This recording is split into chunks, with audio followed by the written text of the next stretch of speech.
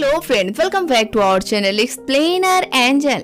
Friends, आज मैं 2023 में आया ड्रामा आउटसाइडर का एक्सप्लेनेशन करने वाली हूँ। तो चलिए बिना देर किए आपको लेकर चलते हैं एक्सप्लेनेशन की तरफ। तब तक आप चैनल को सब्सक्राइब कर बेल आइकन को प्रेस कर लें, जिससे कि आपको ऐसे न्यू ड्रामे टाइम से मिलते रहें।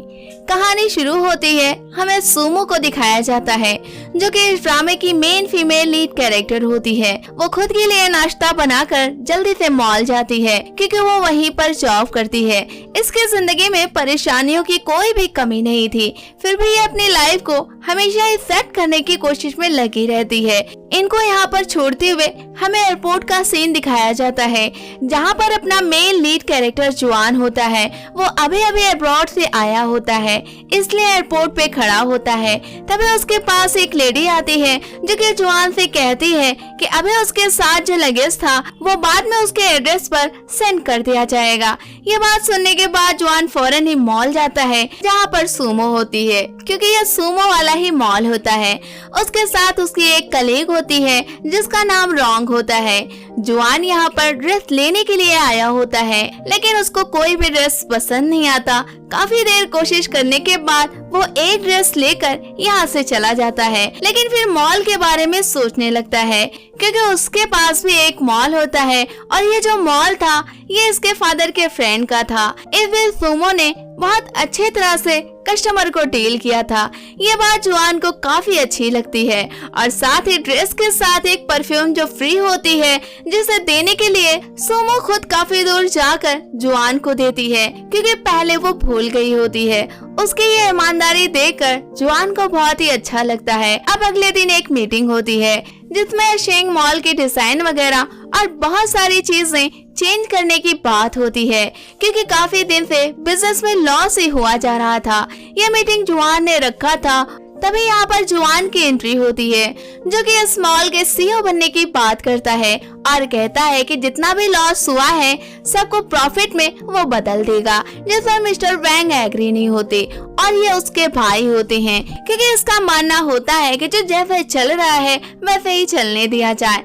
लेकिन मिस्टर जुआन पिछले 5 सालों के सारे रिकॉर्ड और बहुत सारी बातें करके सबको कन्विंस कर लेते हैं कि उसे एक चांस देकर देखा जाए, जिस पर सारे ही लोग एग्री होते हैं और मिसेज झांग से कोलैबोरेशन के लिए राजी भी हो जाते हैं। लेकिन जुआन का भाई इस चीज से एग्री नहीं होता। अब उसके एग्री होने ना होने से जुआन को कोई फर्क भी नहीं पड़ता। अब सबके जाने के बाद वांग मिस्टर जुआन से कहता है कि अभी तक तुमको कोई एक्सपीरियंस भी नहीं है, तुम कभी बिजनेस को किए भी नहीं हो, तो बेशक इस बिजनेस में लॉस ही होने वाला है। ये कहकर यहाँ से चला जाता है। अब उनके जाने के बाद मिसेज झांग उसका हाई टेम्पर देखकर जुआन से कहती है कि लगता है ये तुम्हारा भाई नहीं है, जिस पर जुआन कहता है कि उसके 3 भाई हैं और सारे ही लोगों का नेचर सेम इसके ही जैसा है, लेकिन इस बात के लिए उनको कोई भी फिक्र नहीं करनी चाहिए। मिस झांग और मिस्टर जुआन ने जो कोलैबोरेशन किया है वो वैसा ही रहेगा। वैसे भी जुआन के फादर के साथ भी पहले भी मिसेज झांग काम कर चुकी थी, वो बहुत ही लॉयल थे। अब वही यकीन मिस्टर जुआन के भी ऊपर इनको होता है। खैर, अब अगले दिन मॉल में अनाउंस कर दिया जाता है कि अब इस मॉल के सीईओ मिस्टर जुआन बन गए हैं, जिसके बाद सारे ही लोग क्लैप करते हैं। लेकिन असिस्टेंट झींग बहुत ही शॉक हो जाती हैं। अब वो रेस्टोरेंट जाती हैं, जहाँ पर अपनी फ्रेंड मी को बुलाती हैं, जिससे अपनी कंपनी से रिलेटेड बात करती हैं। मी कहती है कि उसे सैंग चू की हेल्प करनी होगी, क्योंकि वो उससे प्यार करती है। शादी तो भले नहीं की है, लेकिन हस्बैंड से ज्यादा ही वो उसको मानती है। तभी जी कहती है कि वो जल्द ही शादी करने वाला है, उसकी डेट भी फिक्स हो गई है, वो जाकर एक बार उससे शादी से पहले ही मिल ले। फिर कहती है कि मी क्या शादी के बाद भी उससे ऐसे ही रिश्ता रखेगी, जिस पर मी कहती है कि कोशिश तो यही है कि वो चुन को हमेशा के लिए अपना बना ले। ये कहकर उसके पास से चली जाती है। अब मी मॉल जाती है, जहाँ पर सुमो होती है। बहुत सारे कपड़े वो लेने लगती है। इस बीच सुमो से हल्की बहस भी हो जाती है। तभी यहाँ पर चुन भी आ जाता है, जिसे देखकर मी बहुत ही खुश हो जाती है और अपने सारे ड्रेस उसे दिखाने लगती है। अब वो ट्रायल रूम में जाती है। तभी यहाँ पर चुन की फियांसी आ जाती है, जिसे देखकर चुन भी काफी डर जाता है और मी जब बाहर निकलती है तब वो भी छिपने लगती है। इसी बीच सुमो चुन के पास जाती है, कितनी ड्रेस ली है, कितना पैसा हुआ है, सारी डिटेल्स उसे देने लगती है और मी को उसका पर्स भी दे देती है। तब मी को चुन के फियांसे के पास जाना ही पड़ता है क्योंकि उसको अब तक पता चल गया था कि चुन ने इसके लिए कोई ड्रेस ली है। इसलिए वो मी से चुन के रिलेशनशिप के बारे में पूछ लेती है, जिस पर मी कहती है कि वो चुन की असिस्टेंट है। ये बात सुनकर वो लेडी हंसते हुए यहाँ से चली जाती है। अब उसके जाने के बाद चुन भी साइन करते हुए सुमो को घूरते हुए देखता है और यहाँ से चला जाता है।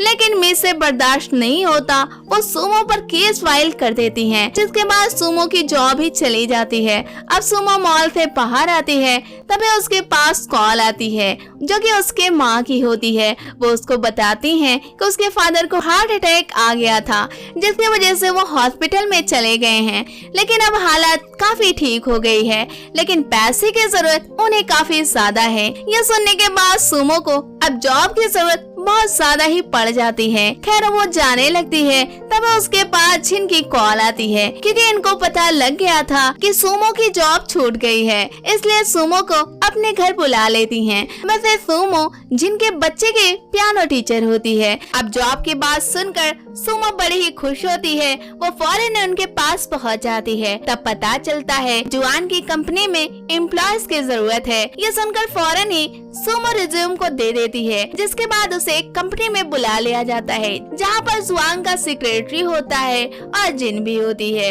अब इंटरव्यू शुरू किया जाता है। तभी यहाँ पर जुआन भी आ जाता है, जो कि एक दूसरे को देखते हैं और पहचान भी जाते हैं क्योंकि ड्रामे के स्टार्ट में ही दोनों की मुलाकात हो गई थी। अब वो सुमो की फाइल को लेकर सारा कुछ चेक करता है, साथ ही इंटरव्यू भी शुरू हो जाता है। सुमो हर जगह तो पास हो जाती है, लेकिन एक जगह की गलती की वजह से उसे रिजेक्ट कर दिया जाता है। वो ये होती है कि इनके पास ग्रेजुएशन का कोई भी सर्टिफिकेट नहीं होता। वो इसलिए कि सुमो अपने एक्स बॉयफ्रेंड के चीटिंग केस को खुद पे ले ली थी। वो इसलिए कि उसकी लाइफ में कोई भी प्रॉब्लम ना आए, इसीलिए ये ग्रेजुएशन ना कर सकी थी। फिर यही बैड रिकॉर्ड के साथ ये शंघाई आ गई थी, जिससे कि उसको अपनी लाइफ में कुछ रेस्ट मिल सके। जिस पर जुआन कहता है कि उसकी झूठ ने उसके लाइफ को खराब किया है। ये तब भी सच था, ये अब भी सच है। इसमें उस आदमी की कोई भी गलती नहीं है। अगर अब भी उसे ये बात समझ नहीं आई तो तब भी वो बेवकूफ थी और अब भी वो बेवकूफ है। ये कहकर उसके पास से चला जाता है। सुमो रोते हुए अपने लाइफ के बारे में सोचने लगती है और इसी पर इस पार्ट का एंड हो जाता है। अब अगले पार्ट में हमें इसके आगे की कहानी का पता चलेगा, जो कि जल्द ही हमारे इसी चैनल पर अपलोड किया जाएगा। इसलिए आप चैनल को सब्सक्राइब करके रखें, बेल आइकन को भी प्रेस करके रखें, जिससे कि वीडियो अपलोड होते ही सबसे पहले आपके पास पहुंचे। फ्रेंड्स, ये कहानी आपको कैसी लगी हमें कमेंट बॉक्स में जरूर बताएं। वीडियो को लाइक करें, शेयर करें। मिलते हैं आपसे नेक्स्ट वीडियो में, तब तक के लिए टेक केयर।